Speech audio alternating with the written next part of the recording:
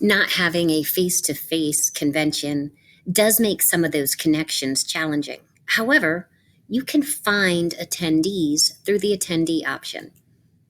For example, maybe you connected to someone named Sarah at some point, and you don't even know if her name is spelled with an H or not.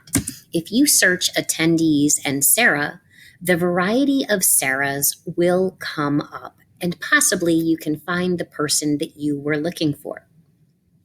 Some people do have their profile pictures, which makes it easier to find. There are options as well where you could sort by their title or their last name. I will share that if you're looking for a specific area, if people did not include agriculture in their description of who they are, it's possible they might not come up. So I encourage you, make some connections, find someone that you may or may not have connected with in the past, reach out and say hello.